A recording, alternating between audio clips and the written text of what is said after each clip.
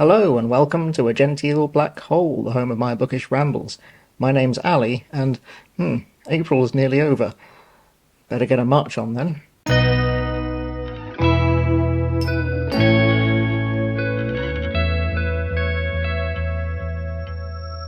This is my reading wrap-up for March of 2025.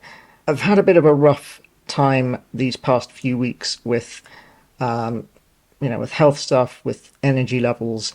I've not been sleeping very well, so I've just been pretty tired and drained.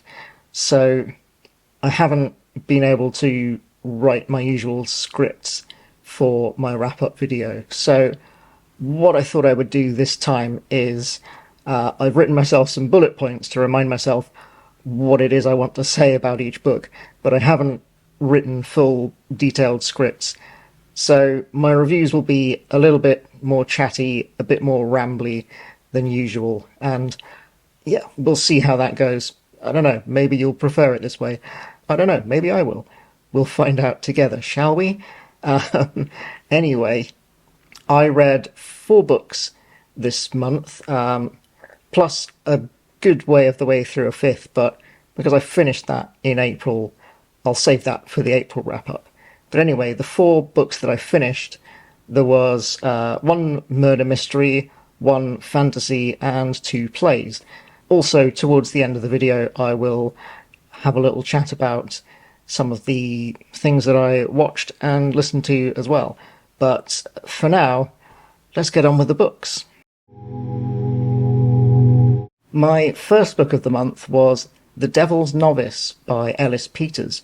This is a historical murder mystery which was written in 1983 but is set in 1140 during the reign of King Stephen. It's the 8th book in the Brother Cadfael Chronicles, which I started reading last year, so I'm continuing on with that. And these all centre around a Benedictine monk called Brother Cadfael, who is Welsh but now lives in a monastery in Shrewsbury, which is in England, but just like on the border with Wales. The Devil's Novice, of the title, is a new novice at the monastery called Merriot of Aspley. He comes from the wealthy Aspley family, and he clearly has some sort of strange relationship with his father, and he swears that he is determined to be a monk. It's the life for him, it's what he wants. But everything about his behaviour and his demeanour kind of suggests otherwise. He doesn't really fit in at the monastery, and he kind of disturbs the fellow monks by waking up screaming in the middle of the night. Now, each Cadfael book is a self-contained murder mystery story on its own, but there is also the wider historical context that carries on throughout the whole series, and that is the reign of King Stephen and the civil war between him and his cousin, Empress Maud. You can follow that thread throughout the whole series if you read them in order, and in some books it's like way off in the background, and other books it comes more to the foreground. And this is one of the books where it comes to the foreground. So King Stephen's brother, Bishop Henry of Blois, he's kind of trying to keep peace between Stephen and Maud, and he has sent a messenger on a diplomatic mission, and that messenger has gone missing, and the last known whereabouts of that messenger was the Aspley family. And so that starts to raise questions of whether Merriot maybe knows more about this disappearance than he's letting on, and whether he's covering his own back or maybe someone else's. I enjoyed this book. I generally enjoy the Cadfael books. However, I will say that the last few that I've read haven't been quite as good as the first, like, five or six.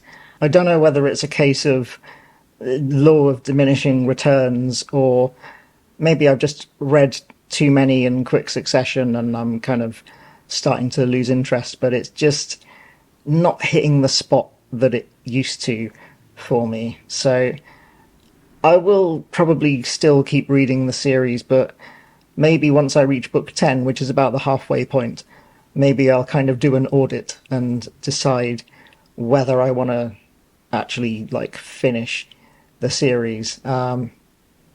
But in general, it is very good. I will say though, the murder mystery plotting isn't as ingenious as something like Agatha Christie. I don't think this had enough potential suspects.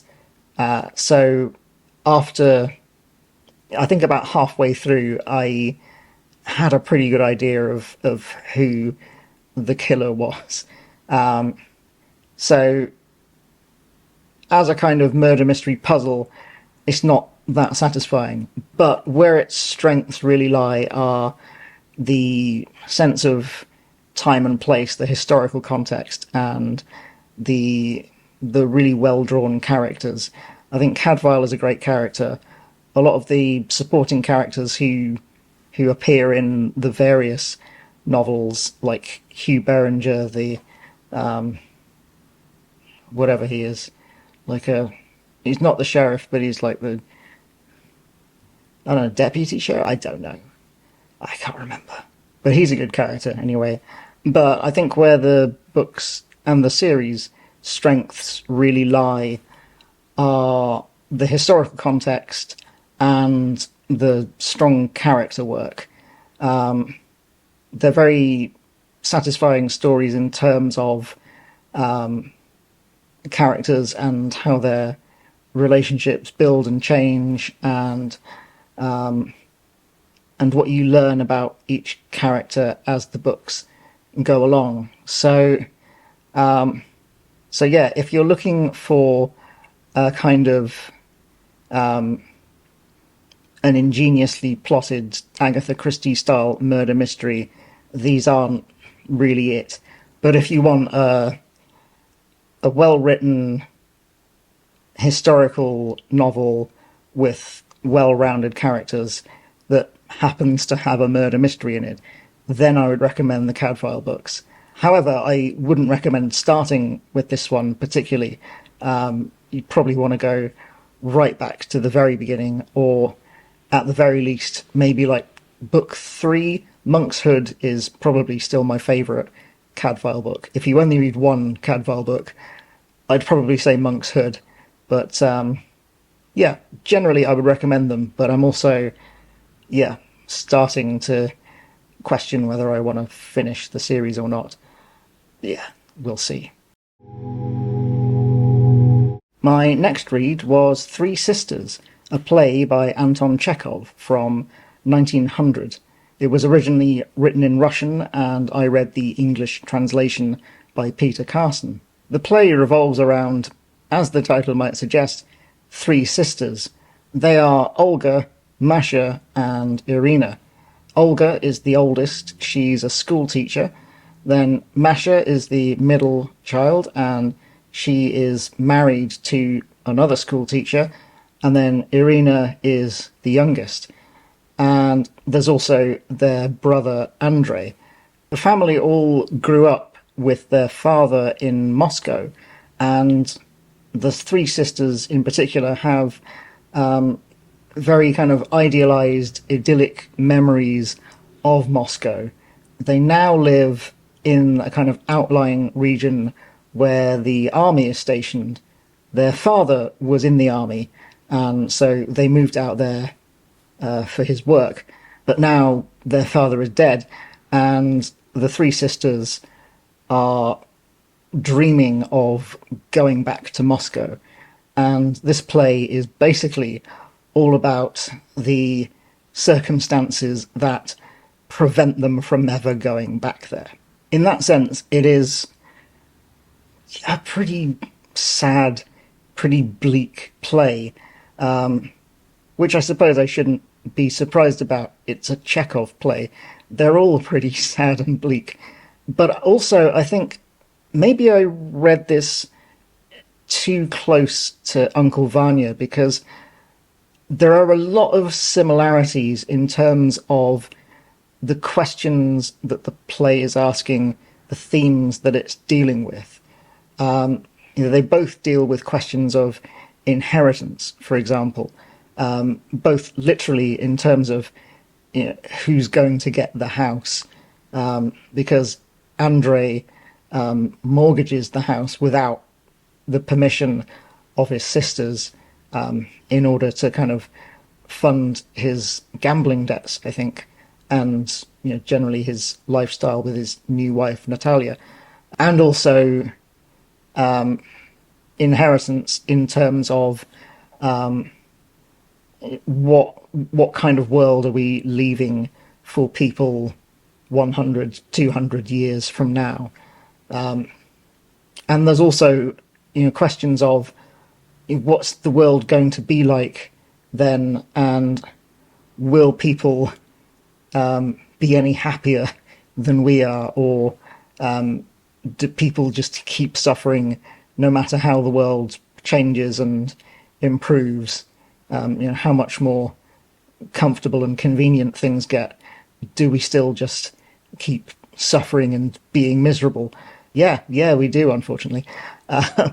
So, yeah, I feel like a lot of that stuff was kind of already looked at in Uncle Vanya. So, because I read Uncle Vanya first, I found it more more interesting, more convincing in Uncle Vanya.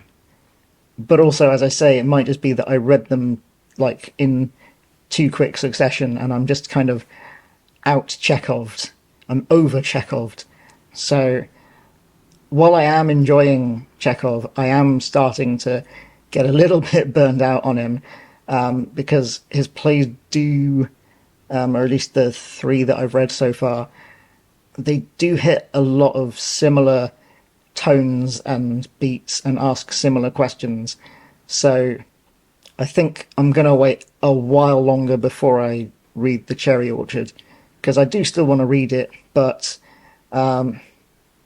yeah, I'm not quite as pumped to read more Chekhov. I know it's possibly unfair to compare these two playwrights, but I started reading Chekhov and Ibsen around the same time, like December, the end of last year. And I'm finding that the more I read both of them, the more I am preferring Ibsen. I think, I don't know whether this is a problem of translators or not, but I do find that Chekhov's dialogue can sometimes feel a little bit, I don't want to say stilted, but it feels pretty, no, maybe stilted is the right word. Ibsen's dialogue, by comparison, just feels much more lively, more full of life. Really, it's his characters feel more to me like real people. Like he's really good at kind of giving each character a specific little vocal tick, or a phrase that they keep saying, or just a way of speaking that singles them out and makes them feel kind of distinctive and real. And I feel like Chekhov characters, a lot of them just kind of talk in the same way, but maybe, as I say, this could be a problem of translators. It could be a problem of reading it rather than watching it, and maybe the characters would feel more distinctive if I were to go and see one of these plays on stage. or find a good filmed version, which I don't know where those are. We'll see. I'll try and find one. But as I say, maybe it's unfair to compare these two, but they're kind of linked in my mind based on when I started reading them both. So yeah, I am enjoying Chekhov still, but by comparison, I'm enjoying Ibsen a lot more. My next read was The Last Continent by Terry Pratchett. This is a comedic fantasy from 1998, and it's the 22nd Discworld book overall, and also the 6th in the sub-series to star Rincewind the Wizard. If you're not familiar with Discworld, they're a series of comedic satirical fantasies written by Terry Pratchett between 1983 and 2015. There's 41 books overall, plus a handful of short stories, and they're all set on the Discworld, which is a flat disk world which floats through space on the back of 4 giant elephants, which in turn are standing on the back of a giant star turtle. I'm a huge Terry Pratchett fan, but I'm not a huge Rincewind fan, so I hadn't actually read The Last Continent until now. I'd deliberately skipped it before, but I'm going back through them in order, and apart from occasionally skipping one that I just can't be bothered to reread, I'm trying to fill in the gaps. So I kind of made myself read this book, not expecting to enjoy it very much, and I was pleasantly surprised that it's actually really fun. So The Last Continent is basically Terry Pratchett's excuse to do a whole load of parodies about Australian films, songs, general Australian culture. The Last Continent itself is basically Discworld's Australia. It's a place called XXXX, or 4X for short, which is named after an Australian brand of beer from our world, from the round world. And Rincewind is stranded there. So the kind of the A plot, the Rincewind plot, is all about him basically going through a series of Rincewindy sketches. A Rincewind book generally, to me, feels a bit like, if you've seen Monty Python's Life of Brian, he very much reminds me of Brian in that wherever he is, he doesn't really want to be there, and he will run away as soon as he gets the opportunity. As soon as anything seems at all dangerous or threatening, he just runs. And so what you get is a kind of series of comedy sketches which, once Terry Pratchett has had enough of writing that particular sketch, he will get out of it by just Rincewind runs away. So that kind of structure, I sometimes find it a bit frustrating because the sketches often don't really get resolved. In this instance, it mostly didn't bother me as much.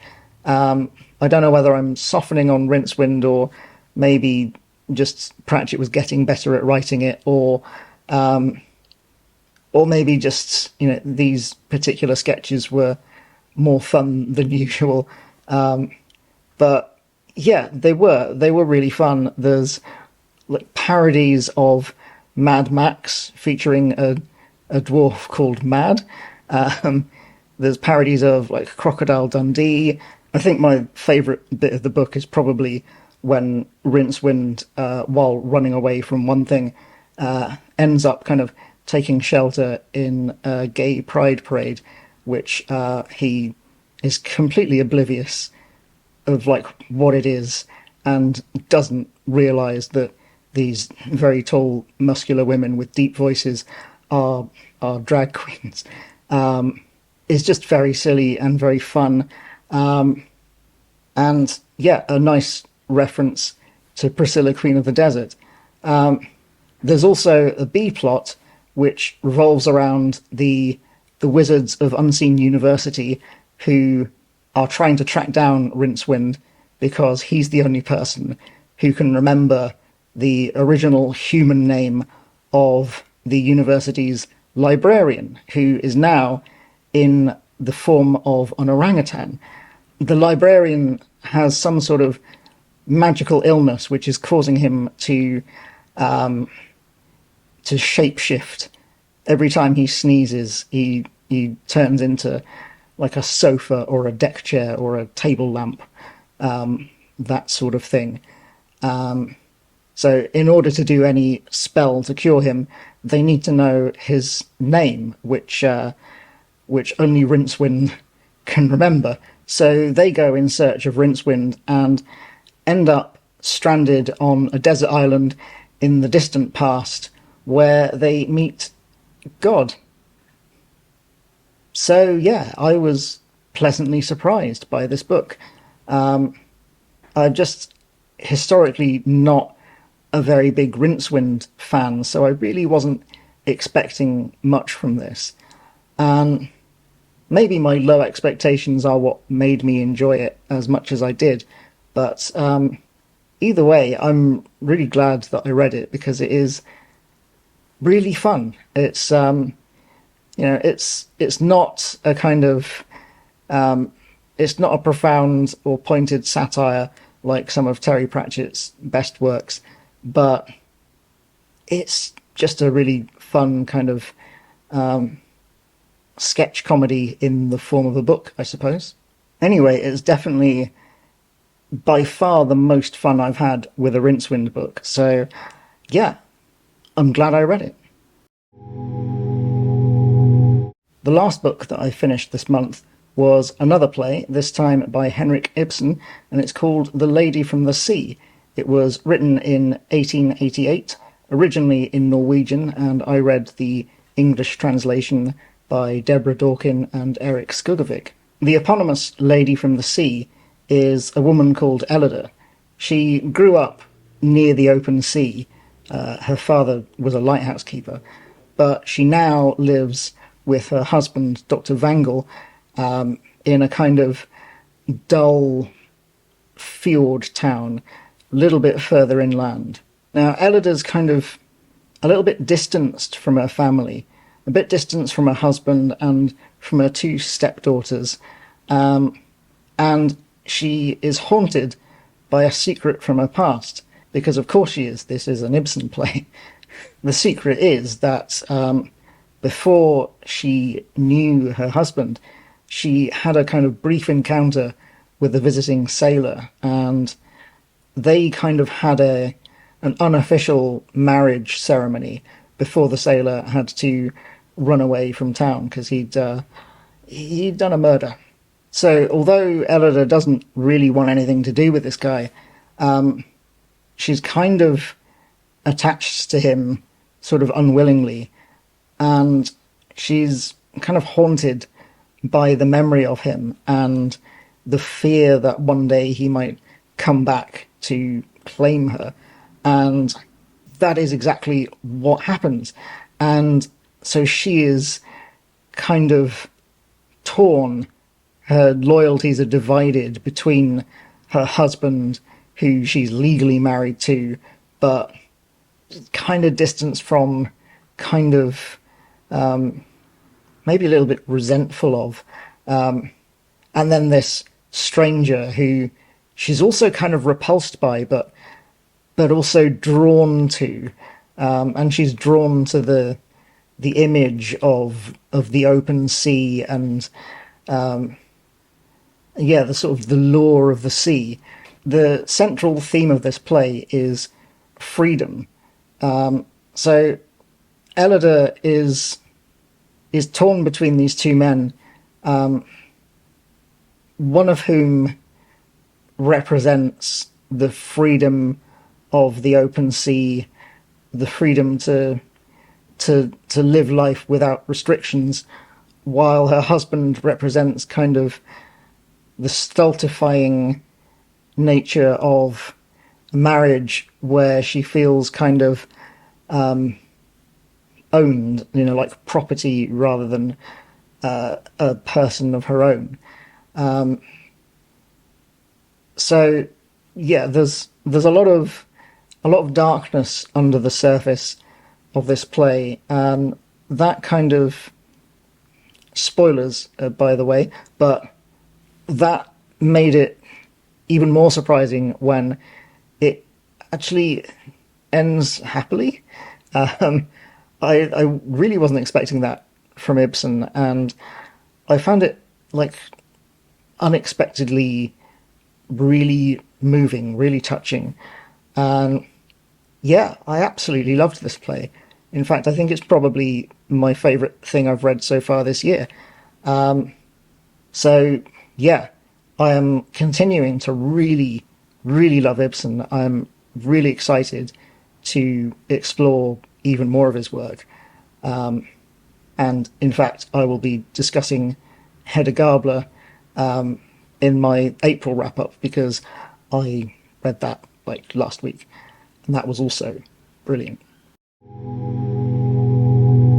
According to my TARDIS notebook, I also watched 17 episodes of Cheers, which was the start of season 5, 7 episodes of Taxi, which finished off season 4 of that, 4 episodes of Star Trek Strange New Worlds. I started a rewatch from the beginning of that. 2 episodes of The Great Pottery Throwdown, which took me to the end of the latest season of that. The end of Make Some Noise as well, 2 episodes of that. The end of Only Connect, another 1 episode of that. And also 1 episode of Columbo, The Most Dangerous Game, which was about a chess player who murders his opponent rather than lose to him. I also listened to 44 albums, including 7 that were new to me. My most played artists were Field Music with 13, which included like side projects and solo albums. 9 by Deerhoof, which included 4 new to me. 3 by Soft Machine. 2 by Bella Bartok, both of which were new to me. 2 by Kate Bush. 2 by Can. 2 by Brian Eno, and 2 by Henry Cow. And then 1 each for Cluster, John Coltrane, Faust, Harmonia, Lost Crowns, Anthony Moore, Paul Simon, XTC, and Frank Zappa and the Mothers of Invention. And my favourite albums of the month were Violin Concerto No. 2 by Bella Bartok, Hounds of Love by Kate Bush, Targo Margo by Can, and Tones of Town by Field Music. So that's everything I read, watched, and listened to in the month of March. But how about you? Why not let me know in the comments whether you've read any of the books that I talked about in this video, or what you're reading lately, or just whatever it is you might want to tell me. I'm always happy to hear from you. And before I go, I'd just like to give a quick shout out to 3 channels who recommended my channel in their videos over the past month or so. So firstly, Kevin Toll from Kevin Toll Reads, then Mark from The Book Thing, and Jack from Spread Book Joy. I highly recommend all of their channels, so thanks a lot to all of you for recommending this one. I'm really glad that you're watching and enjoying what I do. Anyway, that's about it from me today, so I hope you're having a lovely day, and I will see you when I see you.